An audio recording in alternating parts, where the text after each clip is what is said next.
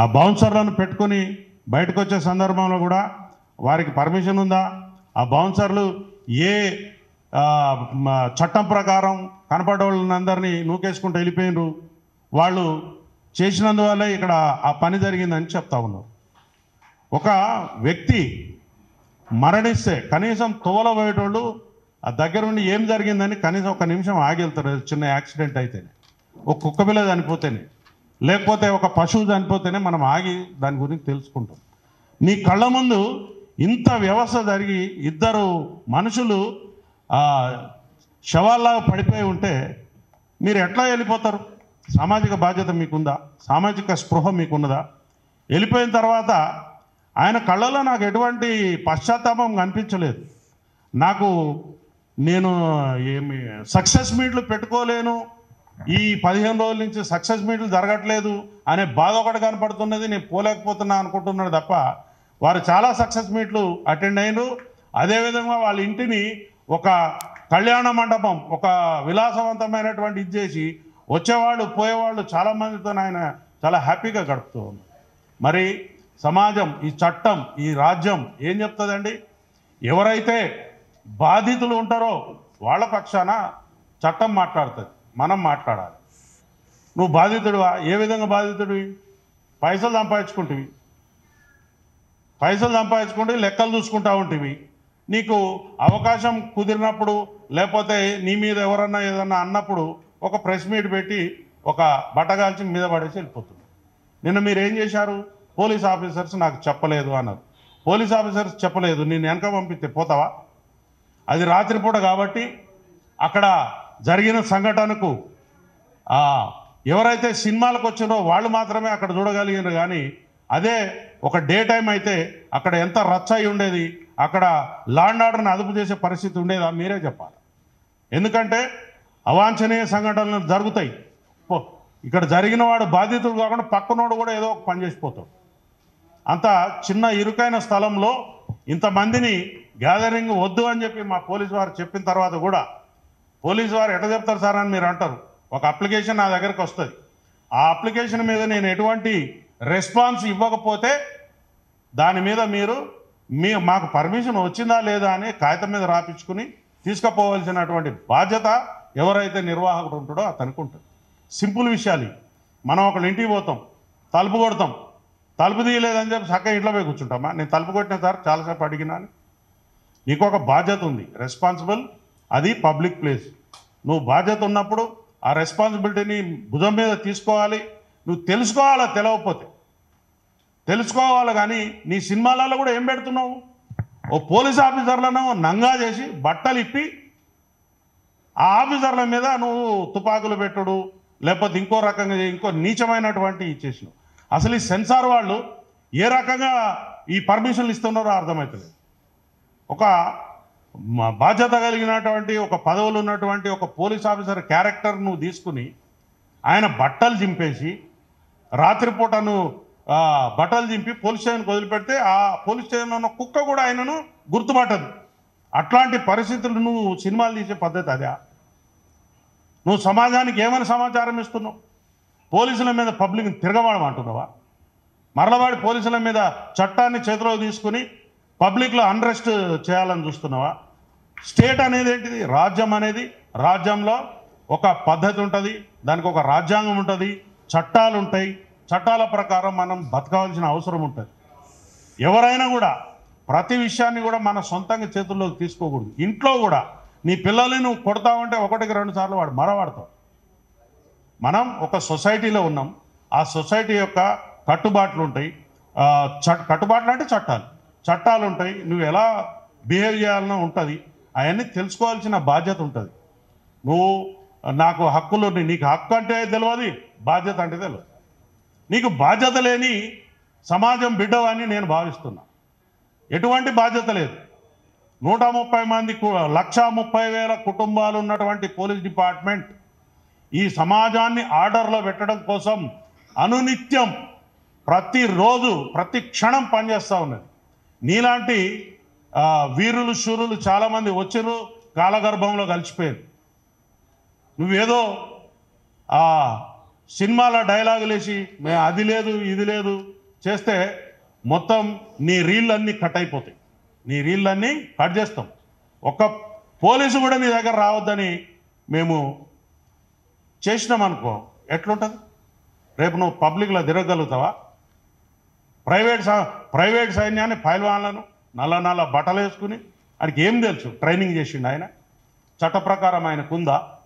చట్ట ప్రకారం ఆయనకు తుపాకులు పట్టుకుని నీ వెనకాల పబ్లిక్ని దొమ్మిలకు ఉసిగొల్పే అధికారం ఉందా మీకు? లేదు. చక్కగా సన్నాయి నొక్కులు నొక్కుతా ఉన్నారు అక్కడ వచ్చి మీరు. అసలు రెస్పాన్సిబిలిటీ లేదు నీకు, పబ్లిక్ రెస్పాన్సిబిలిటీ లేదు.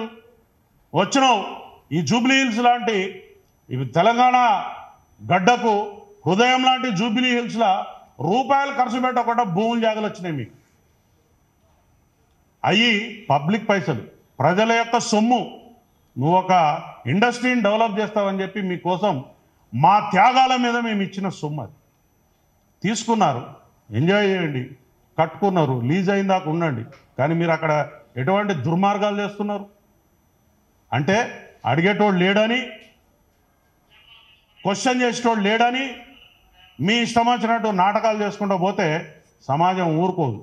ముఖ్యంగా ఎవడో ఒకడికి కడుపు మండుతుంది, దానికి తీవ్రంగా మీరు భారీ మూల్యం చెల్లించవలసి ఉంటుంది. చట్టం, యాక్ట్, చట్టం తెలుసుకుని చట్టాన్ని గౌరవిస్తూ చట్ట పరిధిలో నువ్వు ఉంటేనే ఈ దేశంలో పౌరుడవుతావు. లేకపోతే ఈ రాజ్యంలో నీకు ఎటువంటి స్థానం ఉండదు. నాకు కొమ్ములు ఉన్నాయి, లేకపోతే నాకు అపరిమితమైనటువంటి పవర్స్ ఉన్నాయి, నాకు తుపాకులు ఉన్నాయి, కత్తులు ఉన్నాయి, కటార్లు ఉన్నాయి అంటే ఏం జరిగింది? మొన్న మీ సోదర సభ్యులకు ఇచ్చిన తుపాకులు వాపసు గుంజుకున్నారు. పబ్లిక్ అన్రెస్ట్ అయితే ఏమైంది? మీకు ఊర్లో వదిలిపెట్టి పారిపోవాల్సిన పరిస్థితి వచ్చింది. మీరు చక్కగా ఉన్నారు, మీరు కోర్టు తలుపు తట్టారు, మీరు కోర్టు యొక్క నిబంధనలను తూచా తప్పకుండా పాటిస్తూ మీరు చట్టబద్ధమైనటువంటి జీవితాన్ని గడిపితే ఎవరికి అభ్యంతరం లేదు. పొద్దున్న లేచి టీవీ పెట్టంగానే వాడిని తిట్టిండు, వీడిని తిట్టిండు. ఏంటిదండి ఇది? What is this? We are in this society. నువ్వు ఏమనుకుంటున్నావు? నీ పైల్వాన్గిరి ఎవడి ముందు చూపిస్తున్నావు? నీ ఇంట్లో నీ కాంపౌండ్ లోపల చూపించాలి. ఎట్లా మీరు చట్ట పరిధిలో ఉన్నటువంటి అంశాల మీద స్పందిస్తారు? ఎట్లా మీరు ఇది కాదు అని చెప్తారు? మీ దగ్గర ఏమి ఏజెన్సీ ఉంది? ఈరోజు డెమోక్రసీకి దేవాలయం లాంటి మన అసెంబ్లీలో ఒక వ్యక్తి ఒక చిన్న కేసు గురించి 1 గంట ప్రజా ధనం వృధా అయిందనంటే మీరు ఈ రాష్ట్రాన్ని ఏ స్థాయిలో ఇబ్బంది పెడుతున్నారో అర్థం చేసుకోండి. అన్ని పనులు ఇడిచిపెట్టుకుని ఇట్లాంటిది ఒక కామన్ కేసు అది. నువ్వు చట్టపరంగా నువ్వు నిర్దోషి అయితే ముద్దాయి ఉన్నావు, నీకు ప్రొసీడింగ్స్ ఉంటాయి, దాని ప్రకారంగా నువ్వు వెళ్ళాలా, లా ప్రకారంగా నడుచుకోవాలి, తీపించుకోవాలి నీ మీద కేసు లేని. కానీ నువ్వు ఇట్లా పబ్లిక్లో రచ్చరచ్చ చేసి నేను డబ్బులు ఇస్తున్నా, ఎవడికి కావాలా నీ ముష్టి? ఎవడికి కావాలి నీ ముష్టి? నువ్వు 10 కోట్లు ఇచ్చి 50 కోట్లు ఇచ్చి 100 కోట్లు ఇచ్చినా పోయిన ప్రాణాన్ని తిరిగి తీసుకురాగలుగుతావా? మళ్ళా ఒక్కొక్కడు సన్నాయి నొక్కులు నొక్కుతా ఉన్నారు. పోలీసు వాళ్ళు మంచిగా ఉన్నంతసేపు మంచిగా ఉంటారు. మాకు కానీ కష్టం కలిగి మమ్మల్ని కానీ తీవ్రమైనటువంటి మీ పదజాలంతో ఇబ్బంది పెట్టిరంటే మాత్రం ఎక్కడెక్కడ ఏమేం కట్ చేయాలని అన్ని కట్ చేస్తాం. Be careful my dear friends. మీరు చట్టాన్ని ఉల్లంఘించడానికి ప్రయత్నం చేస్తేనే మీరు ముద్దాయిలు అయిపోయినారు. దానికి చట్టపరమైనటువంటి శిక్షలకు మీరు అర్హులవుతారు. కాబట్టి నేను ఇంకొక విషయం కూడా చెప్తా ఉన్నా. మీరు ఇంటి నుంచి బయటకు వెళ్ళేటప్పుడు, బయట నుంచి ఇంటికి వచ్చేటప్పుడు ఒక రకరకాల కాన్వాయ్లు దర్పం ప్రదర్శిస్తూ ఉంటారు. ఆ దర్పం కూడా అవసరం లేదు, సైలెంట్గా పోయి ఎవరు చాలామంది ఉన్నారు. చిన్నప్పుడు మీరు ఏం సినిమాలు తీస్తున్నారండి? సమాజానికి ఉపయోగపడే సినిమాలు తీస్తున్నారా? భారతదేశ కీర్తి ప్రతిష్టలు ఇనుమడింపజేసే సినిమాలు తీస్తున్నారా? రైతు కుటుంబం సినిమా తీస్తున్నారా?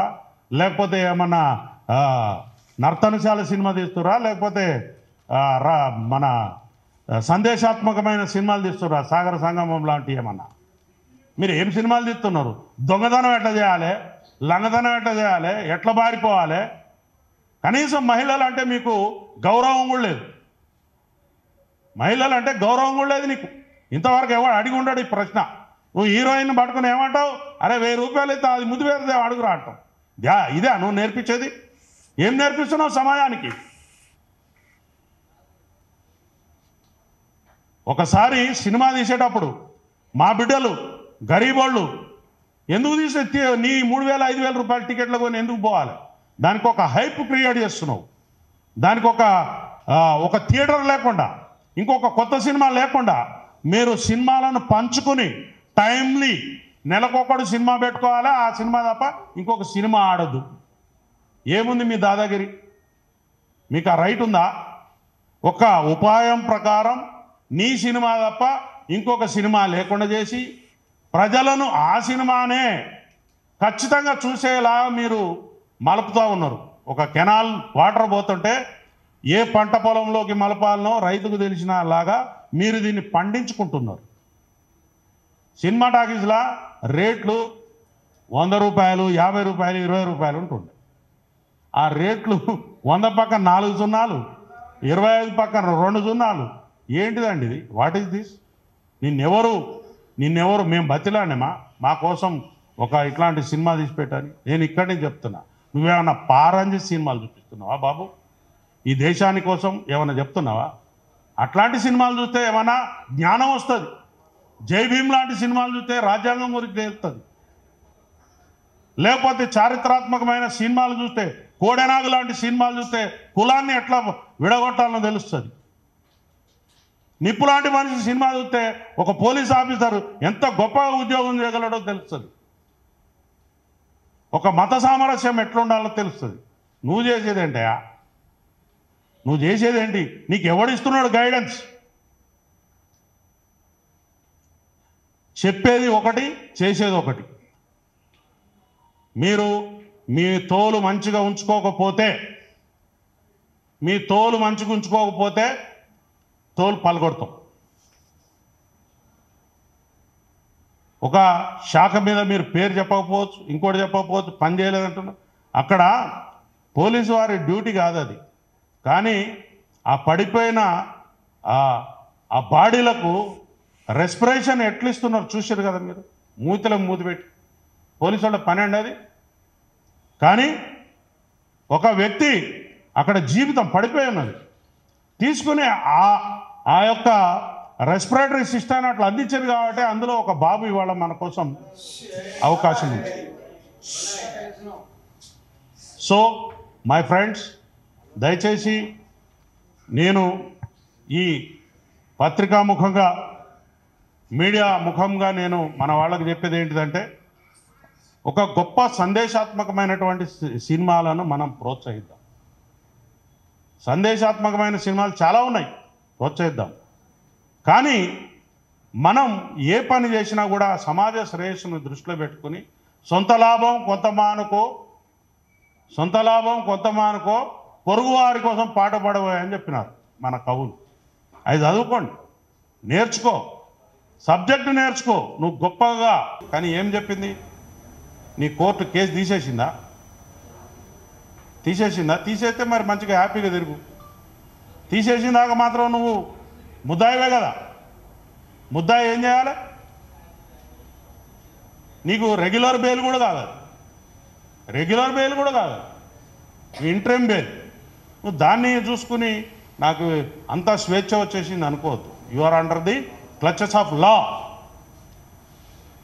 చట్టాన్ని నువ్వు ఖచ్చితంగా పాటించవలసినదే. చట్టాన్ని పాటించకపోతే జైలు ఊసల వెనక ఉండాల్సిందే. అది చట్టం. మీరేమన్నా మాకు చుట్టమా? మీరేమన్నా మాకు శత్రువా? మీరేమన్నా మాకు లేకపోతే పాలోడా, పగోడా? ఏమున్నది మీతో? మాకు కాబట్టి మీ అనుభవం, మీకు 22 సంవత్సరాల అనుభవం ఉంది, 30 ఏళ్ళ అనుభవం ఉంది, మాకు అవసరం లేదు. కానీ మీరు చట్టాన్ని మాత్రం ఖచ్చితంగా గౌరవించాల్సిందే. మీది ఏం కేసు అండి? ఇట్లాంటి కేసులు ప్రతిరోజు పదుల సంఖ్యలో రిపోర్ట్ అవుతాయి. You are one of the accused. ఇట్లాంటి కేసులో నువ్వు ఒక నేరస్తునివి మాత్రమే. మరి చట్టం గురించి రకరకాల ఇల్లిస్ట్రేషన్స్ ఇస్తూ ఉన్నారు మీరు. ఏదున్నా కూడా పేపర్ మీద ఏదైతే ఉన్నదో గదే, పేపర్ మీద లేని దాని గురించి మనం పట్టించుకోవాల్సిన అవసరం లేదు. నిన్న నువ్వు పదే పదే నాకు ఆ కుటుంబం మీద బాధ్యత ఉన్నది, ఇది ఉంది, అది ఉంది, పైసలు పెట్టి ఎంతమందిని కొంటావు? నువ్వు ఉన్నదే లీజు జాగలో ఉన్నావు. జూబ్లీ హిల్స్లో భూమి కొనాలంటే ఎంత అవుతుంది? రూపాయి 10,000 వస్తుందా? ఎవరో రాజకీయ నాయకుడు ఇక్కడ మీ ఇండస్ట్రీ డెవలప్ కావాలని చెప్పి మీకోసం ఒక సౌలత్ కల్పించారు.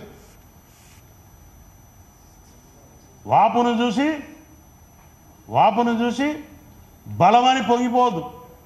మీకు అంత వాపే, అది ఎప్పుడు పోతుందో ఆ గాడుపు పోతుంది. పబ్లిక్ తీసి పడేస్తారు. ఆల్రెడీ సగం తీసేసిండు, ఈ మిగిలింది కూడా పోతుంది. దయచేసి మా కుటుంబాల నుంచి ప్రతినిధిగా నేను మాట్లాడుతున్నా. పోలీసు వారిని కించపరిచేలాగా కానీ, అవమానించేలాగా కానీ, లేకపోతే బెదిరించేలాగా కానీ ఎవరైనా ప్రవర్తన చేస్తే మాత్రం అది మీ బొంద మీరే దాక్కున్నట్టు అవుతుంది. ఈసారి నుంచి ఉపేక్షించేది లేదు. చట్టపరంగా ముంగడిపోతాం, న్యాయపరంగా ముంగడిపోతాం. ప్రజలలో కూడా తీసుకుపోయి మీ బట్టలు కూడా తీపిస్తాం. పబ్లిక్లో కూడా పోయి ఊరూరికి మీటింగులు పెట్టి మీ బట్టలు కూడా తీపిస్తాం. Be careful. Thank you very much. Thank you.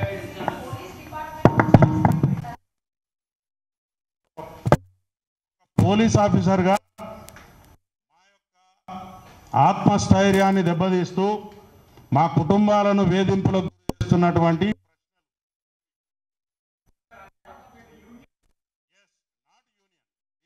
association, our family members are suffering a lot by hearing this, watching this TV channels. ప్రతిరోజు చెప్పండి.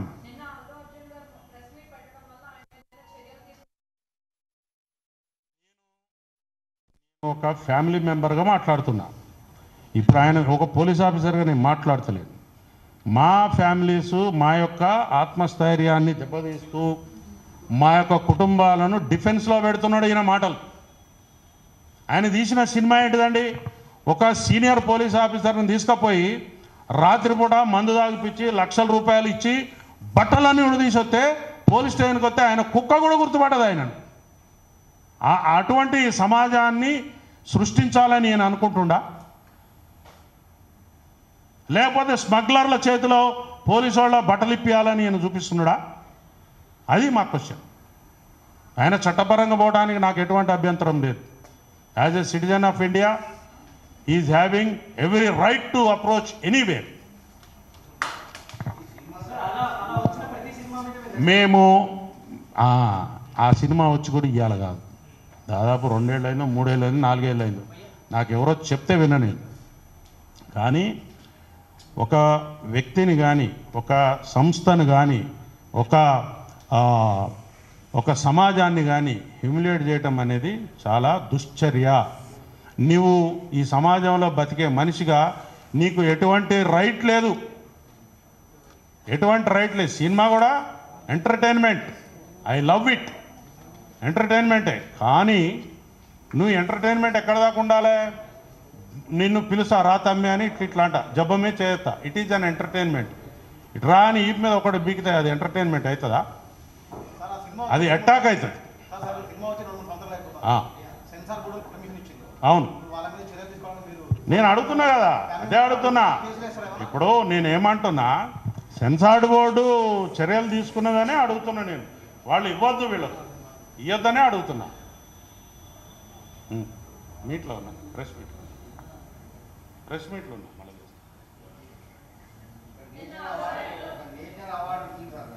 అమ్మా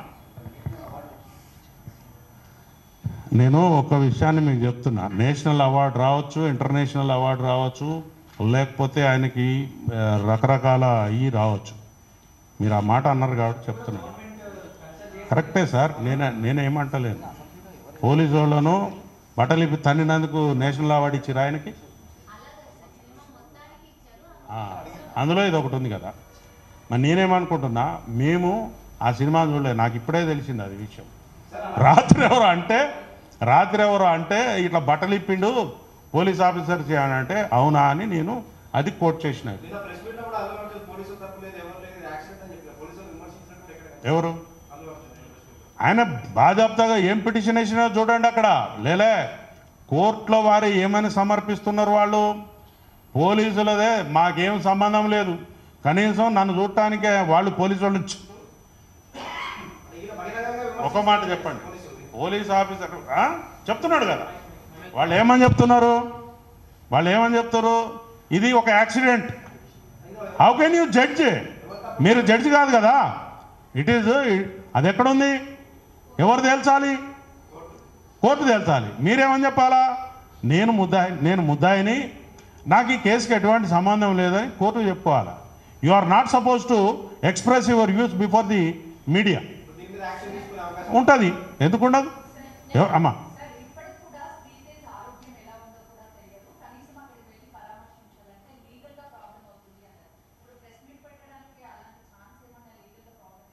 నేను లీగల్గా నాకు కూడా తెలుసు, కానీ నేను లీగల్ ఇష్యూస్లో పోదు. నేను నా ఆవేదన మా కుటుంబాల యొక్క, మా పిల్లల యొక్క అంతరార్థాన్ని నేను మీ ముందు చెప్పడానికి వచ్చాను. ఎవ్వరూ ఆఫీసరు సాహసిస్తలేరు, తిట్లు తింటున్నారు, నోరు మూసుకుంటారు, పోతున్నారు, అయిపోయింది. పోయి సీనియర్ ఆఫీసర్లు చెప్పుకుంటే ఈ పోన్లే బాబు అని పెద్ద మనసుతోని మా ఆఫీసర్లు కూడా చిన్న చిన్న విషయాలు వివాదాలు పోదండి. చెప్పండి. అవును, ఆయన కోర్టు పర్మిషన్ ఉండాలి దానికి.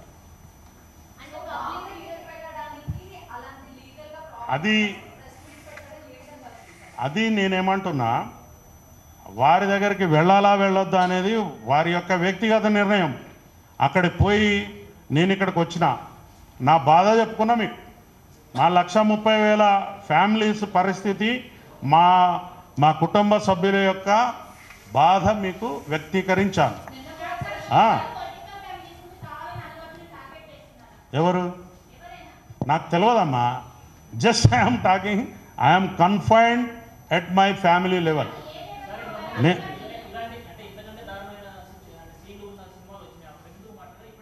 నేను సినిమాల గురించి కూడా మాట్లాడతలేదు. ఆ సినిమాలు తీశారు వారు, ఎప్పుడు పోలీసులను వ్యక్తిగతంగా నువ్వు మంచిగా పనిచేయట్లేదు, నువ్వు అది చేస్తలేవు, నీ గురించి నాకు నష్టం జరిగిందని ఏ ఫిలిం యాక్టర్ కానీ ఆ సంస్థలు కానీ మాకు చెప్పలేదు. కానీ డెలివరీగా ఇప్పుడు ఇక్కడ ఏం జరుగుతుందంటే, నేను తప్పించుకోవడం కోసం పోలీసు వాళ్ళ మీద బదనాం నొక్కేద్దామని ఉన్నది.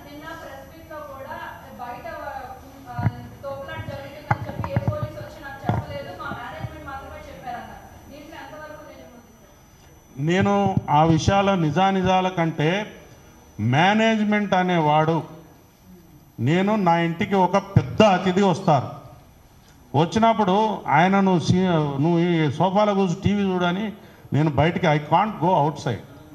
కానీ నా ప్రెమిసెస్లో ఏమేమి జరుగుతున్నదో నిమిషానికి సమాచారం ఉంటుంది నా దగ్గర. సార్ ఇట్లా జరిగింది, స్టాంపేడ్ అయింది, మనోళ్ళు బౌన్సర్లు కొంతమందిని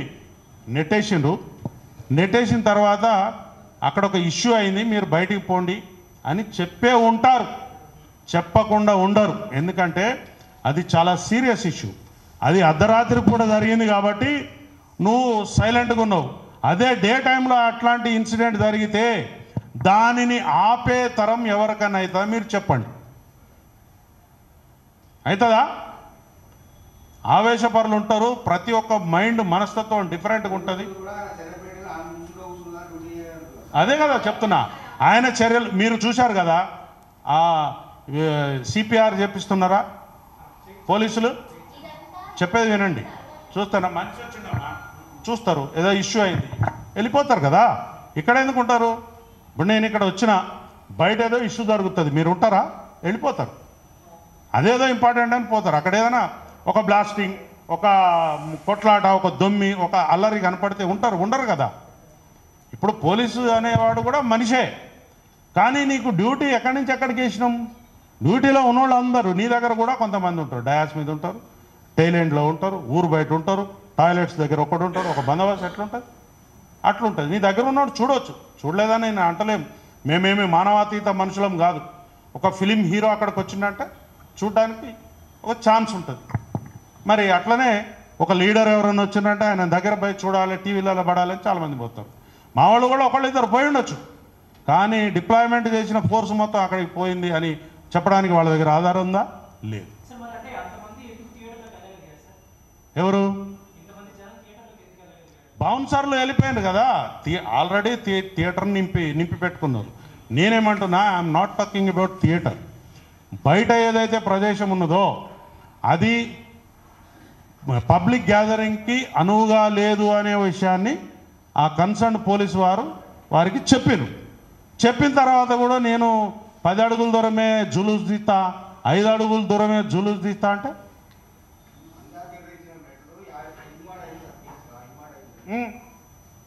సో ఇన్వార్డ్ అయితే ఏంటిది? సో చెప్పండి, ఇన్వార్డ్ అయింది, నేను చూడను, నా 4 రోజులు టైం పడుతుంది. What is the responsibility of the officer? ఎట్లా పంపుతారు? చెప్పేది వినండి. ఆల్రెడీ నువ్వు పబ్లిక్ గ్యాదరింగ్లోకి వచ్చేసినావు, నీ చుట్టూ ఒక 5,000 మంది ఉంటారు. నా దగ్గర ఉన్నది 20 మంది 30 మంది స్టాఫు. నేను 20 మందితో నేను 5,000 మందిని కంట్రోల్ చేయగలుగుతానా?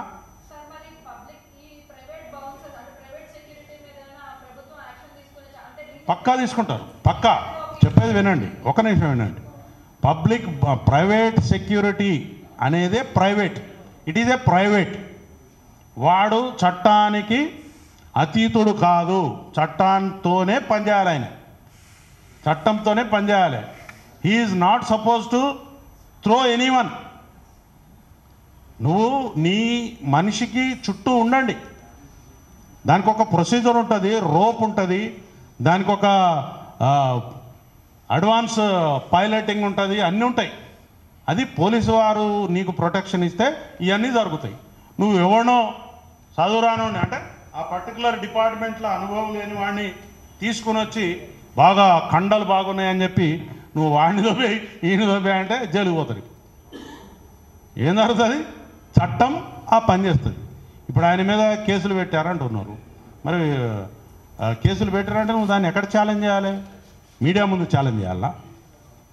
మనం కాదు కదా అథారిటీ. మీరు చాలా డిఫరెంట్ వ్యాఖ్యానాలు వచ్చినాయి. I don't want to go in to those debates.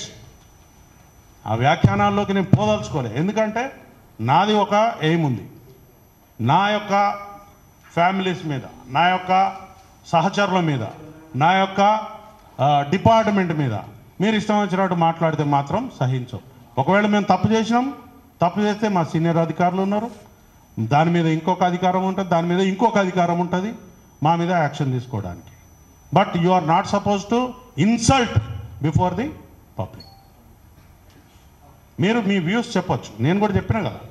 నేనేమన్నా చెప్పినా చెడ్డ మాటలని చెప్పలేగా. ఎవరు?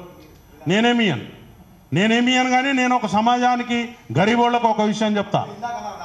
నేను అదే చెప్తున్నా. నేను సమాజానికి, పేదవాళ్లకు, అప్కమింగ్ మిడిల్ క్లాస్ ఫ్యామిలీస్కి ఏం చెప్తున్నా అంటే, నీకు ఒక 10-15 రోజులు ఆగితే ఓటీటీ ప్లాట్ఫామ్ మీద రూపాయికో 20 రూపాయలకో వచ్చే సినిమాను నీ జీతం సగం జీతం కష్టపెట్టుకుని పోయి వాని బొంద మీద కొట్టదు.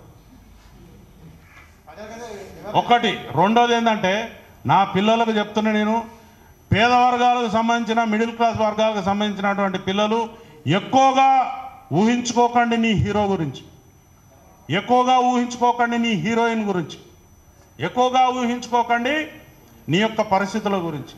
నువ్వు, నీ కుటుంబం, నీ తల్లిదండ్రులు, నీ బజారు, నీ యొక్క ఊరు మాత్రమే ఇంపార్టెంట్. ఈ బాగు చేసుకోగలిగితే మన సమాజం చాలా గొప్పగా వెళ్తుంది. పారంజిత్ లాంటి ఒక సందేశాత్మకమైనటువంటి చిత్రాలు ఇచ్చే వాళ్ళు డైరెక్టర్స్ ఉన్నారు. అట్లాంటి సినిమాలు చూడండి, 2,000 కాదు 4,000 పెట్టి చూడండి, నీకు కొన్ని విషయాలు తెలుస్తాయి. ఎక్కడ చట్టం ఏం చేస్తుంది, ఎక్కడ పోలీసు వారు అతిక్రమించొద్దు, ఎక్కడ వకీలు అతిక్రమించొద్దు, ఎక్కడ మనం జీబ్రా లైన్స్ అతిక్రమించొద్దు. చట్టం అంటే నువ్వు నీ యొక్క స్ట్రెంగ్త్ ఏంటో నీకు తెలుస్తుంది. నేను అవార్డు గురించి నాకు తెలియదు. ఇప్పుడు చెప్తా ఏనండి, అది తెలుసుకుంటే నీ హక్కుల గురించి తెలుస్తుంది. ఆ సినిమా గురించి తెలుసుకుంటే నీ హక్కులు తెలుస్తాయి.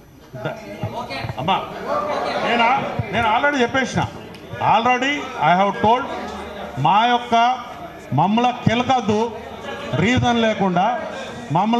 లేకుండా మీరు ఇబ్బంది పెట్టినంటే మాత్రం మీకు రీల్స్ కట్ అవుతాయని చెప్పిన. Reels cut